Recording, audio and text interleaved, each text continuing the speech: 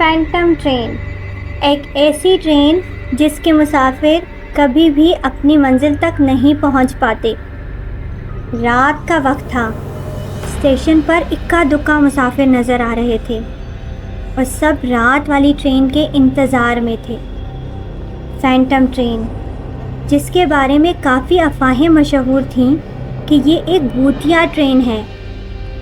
جو بھی اس ٹرین میں سفر کرتا ہے کبھی منزل تک نہیں پہنچ پاتا۔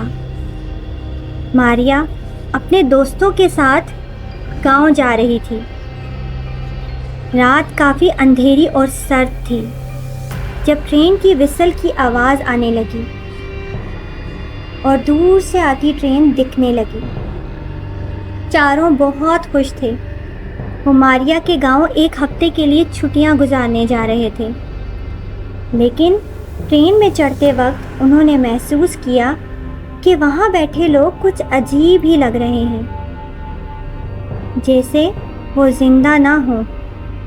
علی اور ماریا جب سب ٹرین پر چڑھے تو حیرانی سے بیٹھے پیسنجر کو دیکھنے لگے، کیونکہ تمام لوگ جو وہاں پہلے سے ہی بیٹھے تھے ان کی آنکھیں چمک رہی تھیں اور وہ بالکل خاموشی سے ٹرین میں آنے والے ہر مسافر کو گھورے جا رہے تھے، جیسے وہ اسے کھا جائیں گے۔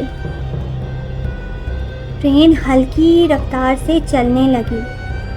ٹرین کی رفتار کے ساتھ ایک عجیب سی آواز بھی فضا میں گونجنے لگی۔ اب ٹرین کی رفتار تیز ہوتی جا رہی تھی۔ آواز بھی اتنی تیز تھی کہ کان برداشت نہیں کر پا رہے تھے۔ وہ آواز ساتھ والے کیبن سے آ رہی تھی اور ایسا معلوم ہوتا تھا جیسے کوئی چل کر قریب آ رہا ہو۔ اچانک ایک کالا سایہ نمودار ہوا اور آواز بند ہو گئی۔ ٹرین میں بیٹھے لوگ سب اس کے آتے ہی کھڑے ہو گئے، مانو وہ ان کا سردار ہو۔ حمزہ نے تو یہ منظر دیکھتے ساتھ ہی دروازے کی طرف دوڑ لگا دی اور کرسی کے نیچے پڑی لکڑی کے ٹکڑے سے دروازے کو کھولنے لگا۔ علی نے بھی اس کی مدد کرنا چاہی، لیکن دروازہ تو کھلنے کا نام نہیں لے رہا تھا۔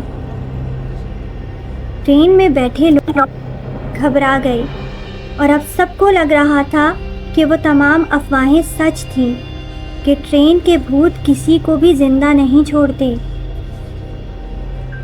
اتنے میں ماریا کو اپنی امی کی بات یاد آئی۔ اس کی امی کہا کرتی تھیں کہ بیٹا جب بھی کسی بھی سچویشن میں ہو، اگر آپ کو لگے کہ کوئی چیز آپ کو نقصان پہنچانے والی ہے تو آیت الکرسی پڑھنا شروع کر دو۔ ماریا کو جب اپنی امی کی یہ بات یاد آئی تو اس نے فوراً سے آیت الکرسی پڑھنا شروع کر دیا۔ آیت الکرسی کے پڑھتے ہی وہاں کی روحیں غائب ہو گئیں۔